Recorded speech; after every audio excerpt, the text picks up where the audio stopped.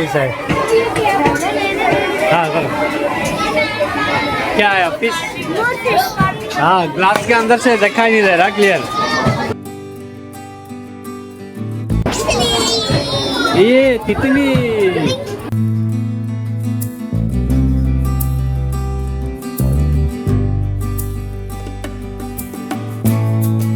अंदर जाके आओ।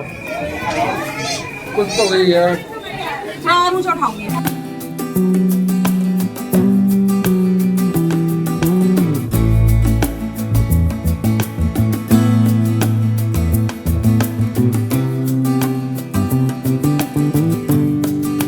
फ्रूट्स हो तुम।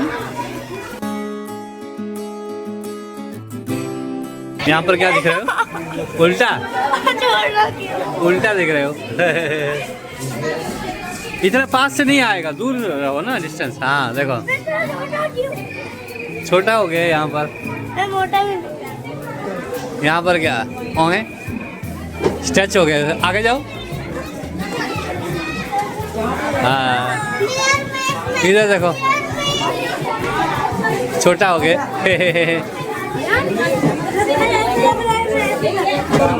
तुम चलो आगे, रास्ता ढूंढ ढूंढ के चलो। मिल रहा है रास्ता, जाओ।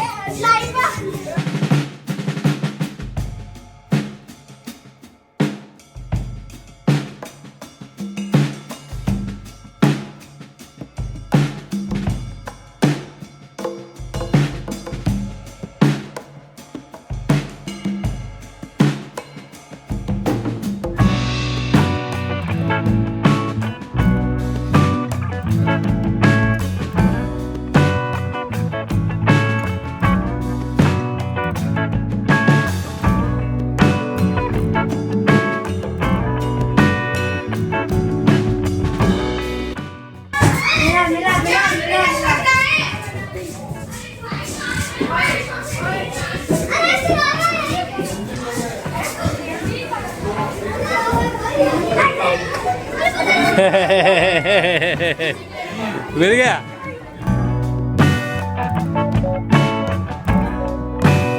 स्माइल है, घुमाओ घुमाओ। वो सैड है, घुमाओ फिर चेंज होगा।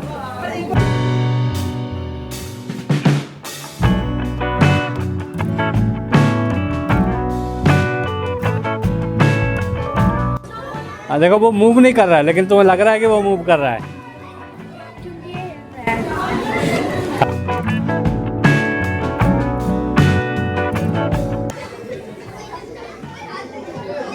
Colour the painting.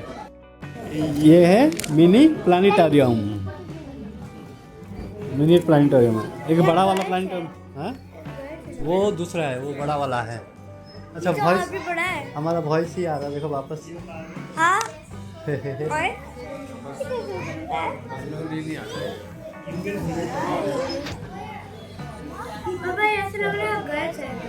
वो वाला दूसरा है, नेहरू वाला है। वो नेहरू प्लानिटोरियम है। सेम सेम लग रहेगा। हाँ ये और बड़ा है मतलब। हाँ ये और बड़ा है। हाँ देखो स्टाइल। इसकी गुरुत्वाकर्षण शक्ति छल्लों में तरंगे पैदा करती है। छोटा छोटा है। अब अपनी सुरक्षा बेल्ट कस लीजिए, हम इन छल्लों के बीच से निकलेंगे।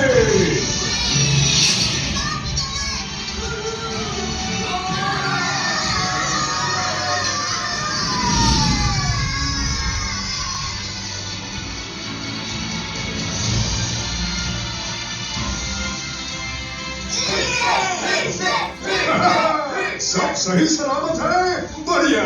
इससे तो हमारी सारी सुस्ती दूर हो गई मार्गरेट। हाँ मार्गरेट। हमारे अगले ग्रह का नाम है यूरेनस। ये बर्फीला पिंड इतना दूर है कि सूर्य की रोशनी को यहाँ तक पहुँचने में 2 घंटे 40 मिनट लगते हैं। यूरेनस का एक खास गुण ये है कि ये अपनी करवट पर घूमता है और ये सौरमंडल का सबसे ठंडा ग्रह है। यूरेनस के के वातावरण में जमी हुई अमोनिया, मीथेन और यहाँ तक कि पानी की बर्फ भी मौजूद है। लेकिन ये कोई आम बर्फ नहीं है, बिल्कुल भी नहीं।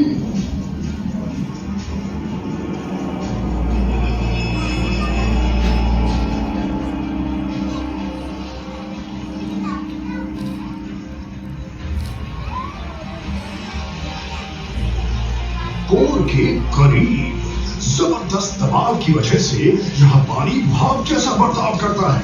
इसके बजाय ये सुपर आयोनिक बर्फ में बदल जाता है।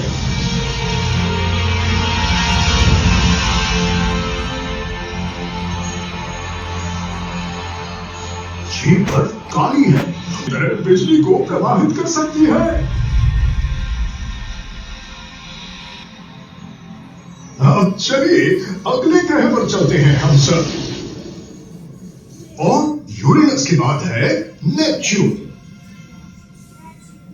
नेपच्यून भी एक बर्फीला विशाल ग्रह है। ये इतना दूर है कि इसे सूरज के चारों ओर एक बार घूमने में 165 साल लगते हैं। नेपच्यून का केंद्रीय भाग गर्म है। जब भी ऊष्मा ऊपर उठती है और ग्रह के चारों ओर घूमती है तो शक्तिशाली हवा है।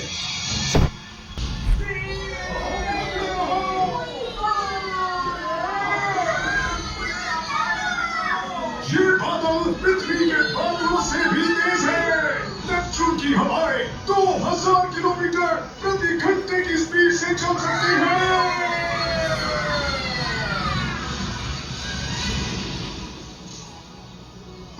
तो लो ये भी देख लिया।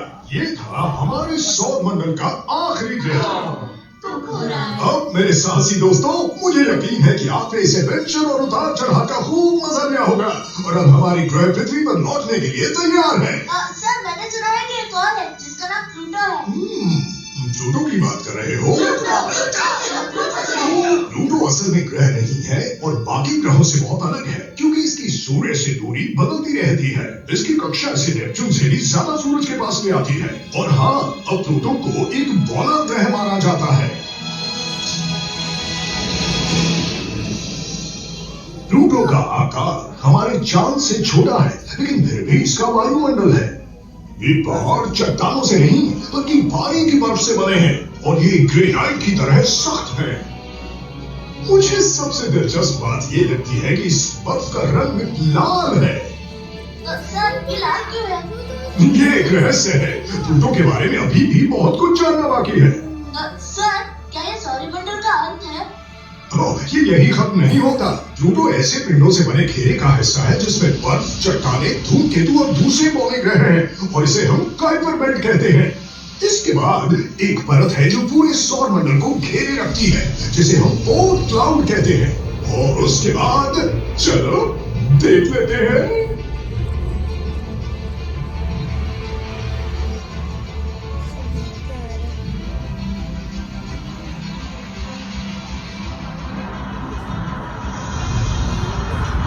हमारा सौर मंडल एक गैलेक्सी का हिस्सा है जिसे हम मिल्की वे कहते हैं। ये लगभग 100 अरब तारों का घर है जिनमें से कई के पास अपने ग्रह और तंत्र हैं। मिल्की वे हमारे ब्रह्मांड के दिखने वाले हिस्से में मौजूद अरबों अर्ब गैलेक्सियों में से एक है।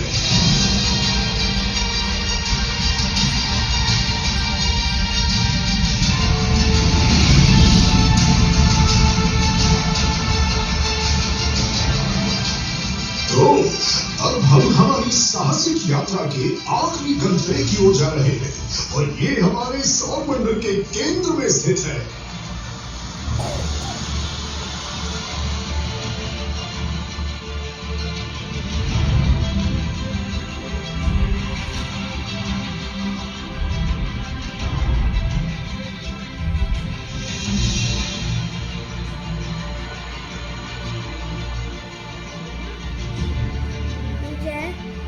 सन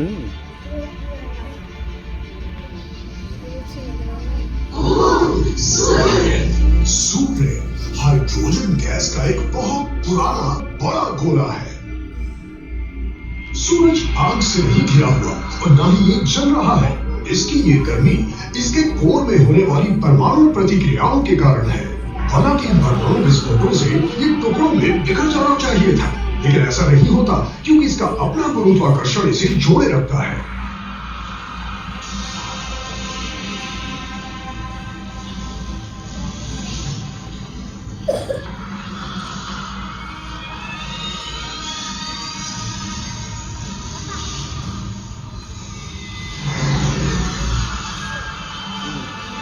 ये घुमावदार जैसी आकृतियां विद्युत आवेशित गैसों से बनी होती हैं, जिन्हें प्लाज्मा कहा जाता है। ये सतह से रास्त होती हैं, लेकिन फिर सूर्य का चुंबकीय क्षेत्र इन्हें इन घुमावदार रास्तों से खींच लेता है।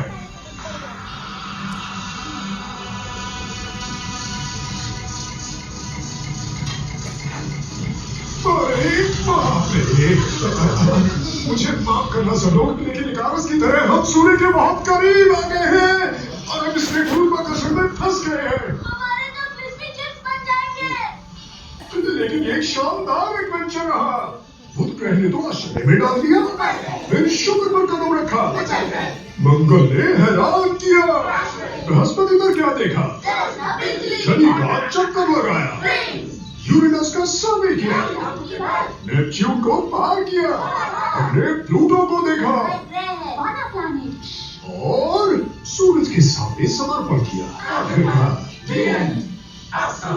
चेतावनी, जल्द ही विशाल प्लाज्मा की टक्कर होने वाली है। क्या किस्मत है, एक विस्फोट ठीक हमारे नीचे होने वाला है। हम 100 नौकायान का उपयोग कर सकते हैं, प्लाज्मा की सवारी करके यहाँ से बाहर निकल सकते हैं और चाय के वक्त घर पहुँच सकते हैं। सीट बेल्ट बांधो, ऑन सेट करो, अपनी हैट पकड़ो और सब लोग मेरे साथ काउंट डाउन करो। 5, 4, 3, 2, 1, ये हम चले। हमारी उड़ान शुरू हो गई है।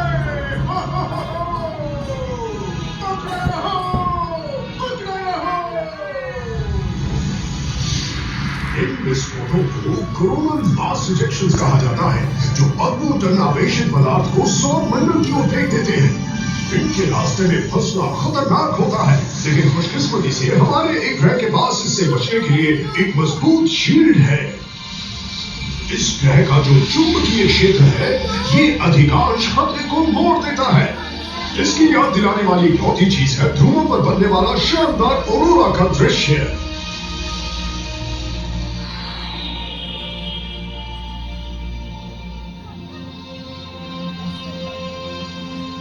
सौर मंडल की साहसिक यात्रा में सभी ग्रहों में से ये मेरा पसंदीदा है।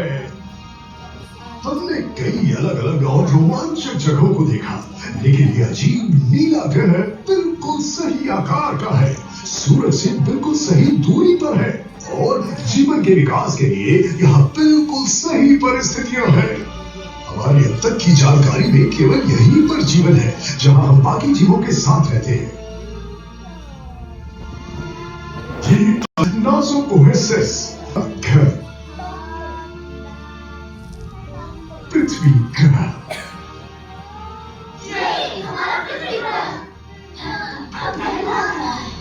और ये लो पहुंच गए। ओह, इससे स्वागत है यात्रियों, आगे बढ़ो, फिर आना। अपने सारे दोस्तों को अपनी यात्रा के बारे में बताना मत भूलना। कितनी शानदार यात्रा थी ना। शानदार बना दिया ना बारह। ओह हाँ मार्गरेट, ये उस ब्रायन से बेहतर था, है ना? चीरियो, अलविदा, अलविदा। यहाँ फिर से एक चक्कर लगाए बारह। ओह हाँ, तुम्हारा मन है तो चलो। बिल्कुल जाने का समय हो गया है। आया पसंद?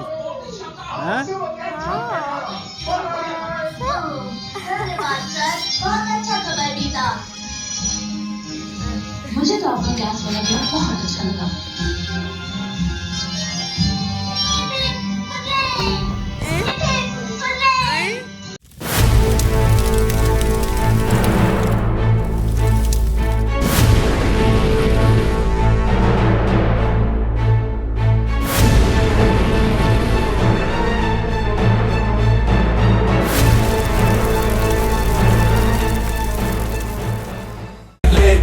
Like it, like she Showtime, and subscribe here, like she Showtime.